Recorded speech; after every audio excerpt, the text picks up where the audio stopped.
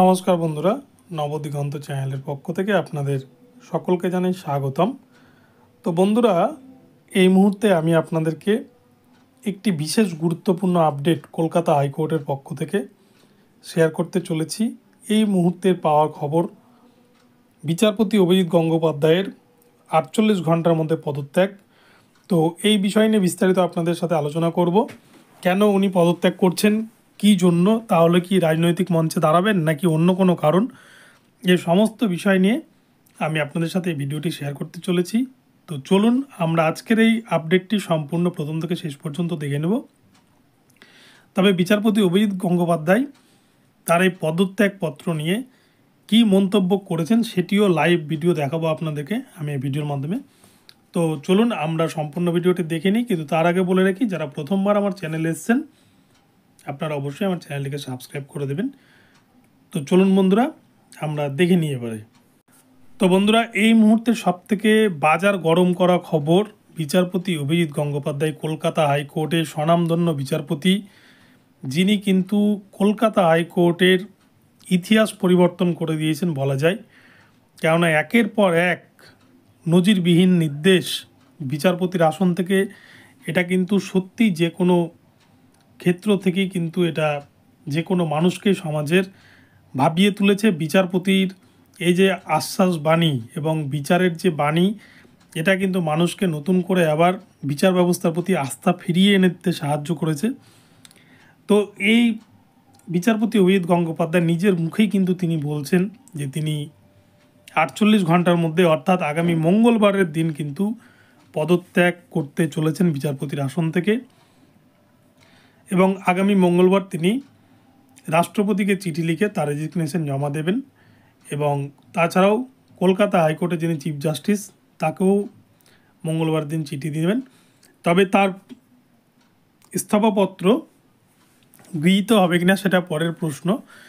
কিন্তু যদি বিচারপতি অভিজিৎ গঙ্গোপাধ্যায় পদত্যাগ করে তাহলে কিন্তু বেকারদের জন্য ভীষণ একটা খারাপ খবর, এবং বেকারদের জন্য বিশেষ করে কালো অধ্যায়ের সূচনা হবে বলা যায়। কেননা সমস্ত দুর্নীতির আপনারা দেখেছেন, প্রাথমিকের যে বিপুল পরিমাণ দুর্নীতি, এই দুর্নীতি কিন্তু সারা জীবনেও কোনো দিন তার রহস্য উদ্ঘাটন হতো না। এবং মানিক ভট্টাচার্য, পার্থ চট্টোপাধ্যায় এরাও কিন্তু কোনো দিন দুর্নীতির দায়ে জেলে যেত না। কিন্তু বিচারপতি অভিজিৎ গঙ্গোপাধ্যায় কিন্তু মেরুদণ্ডকে সোজা রেখে একজন বিচারপতির আসনে বসে তিনি দেখিয়ে দিয়েছেন যে কীভাবে অন্যায়ের প্রতিবাদ করতে হয়, এবং বেকারদেরকে কী করে বেকারদের যে চাকরি চুরি করেছে সমস্ত বিষয় কিন্তু তিনি বিচারপতির আসনে থেকে দেখিয়ে দিয়েছেন।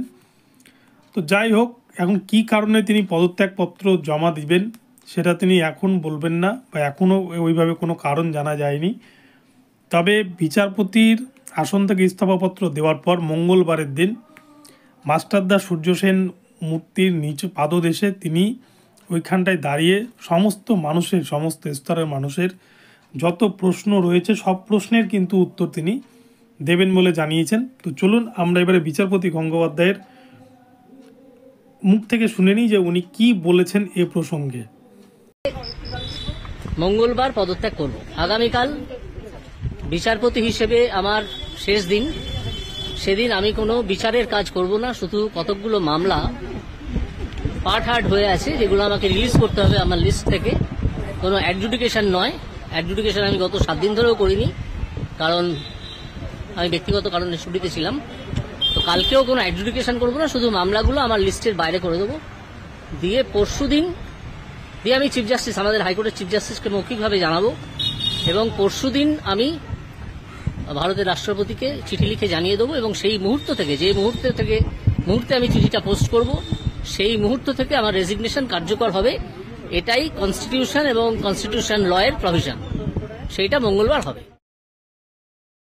তো আপনারা শুনলেন বিচারপতি অভিজিৎ গঙ্গোপাধ্যায় তিনি কি বললেন এবং কেন তিনি ইস্তফাপত্র দেবেন। তিনি সমস্ত প্রশ্নের উত্তর কিন্তু মঙ্গলবারের দিন দেবেন। তবে এই প্রসঙ্গে একটা বিষয় না বললেই নয় যে বিচারপতি অভিজিৎ গঙ্গোপাধ্যায় যদি কলকাতা হাইকোর্ট থেকে চলে যায় তাহলে কিন্তু বেকাররা এক প্রকারের অনাথ হয়ে যাবে, এ কথা বলাই যায়। কেননা যে ধরনের অর্ডার বা নির্দেশ বিচারপতি গঙ্গোপাধ্যায় বেকারদের চাকরি পাওয়ার জন্য দিয়েছিলেন, এবং যত দ্রুত মামলাগুলি শুনানি করছিলেন, বিশেষ করে চাকরির ক্ষেত্রে এরকম কিন্তু শুনানি এর আগে অন্যান্য বিচারপতিদের বেঞ্চে সেভাবে হতে দেখা যায়নি। আর যার ফলে কিন্তু যারা বঞ্চিত হয়েছেন তারাই কিন্তু চাকরি পাওয়ার জন্য বিচারপতি গঙ্গোপাধ্যায়ের এজলাসে মামলা করেছেন এবং বিচারপতি গঙ্গোপাধ্যায় অনেককেই কিন্তু তার হকের চাকরি ফিরিয়ে দিতে সক্ষম হয়েছেন। তো বিচারপতি অভিজিৎ গঙ্গোপাধ্যায় নিজের মুখে বলছেন যে তিনি পদত্যাগ করছেন, কিন্তু কলকাতা হাইকোর্টে যিনি চিফ জাস্টিস টি.এস. শিবগানম স্যারের পক্ষ থেকে এখনও পর্যন্ত আপডেট পাওয়া যায়নি। তাই তার পদত্যাগপত্র গৃহীত হবে কিনা সেটাও কিন্তু একটা বিষয়। তো আমরা তার জন্য আগামী মঙ্গলবার ওয়েট করে থাকবো। মঙ্গলবারের মধ্যেই কিন্তু সমস্ত বিষয় ক্লিয়ার হয়ে যাবে যে কেন তিনি পদত্যাগপত্র জমা দিচ্ছেন এবং কেন তিনি বিচারকের আসন থেকে ইস্তফা দিচ্ছেন। তো বন্ধুরা, এখন আপডেটটি এখানেই রইল আপনাদের জন্য। তো আপডেটটি ভালো লাগলে অবশ্যই চ্যানেলটিকে সাবস্ক্রাইব করে দেবেন এবং প্রতিনিয়ত আমার ভিডিওতে লাইক শেয়ার কমেন্ট করতে থাকবেন নতুন নতুন আপডেট পাওয়ার জন্য। তো আপনাদের জন্য এখন এটুকুটাই থাকলো, পরবর্তীতে নতুন আপডেট নিয়ে আসবো। সবাই ভালো থাকবেন, দেখা হচ্ছে পরবর্তী ভিডিওতে।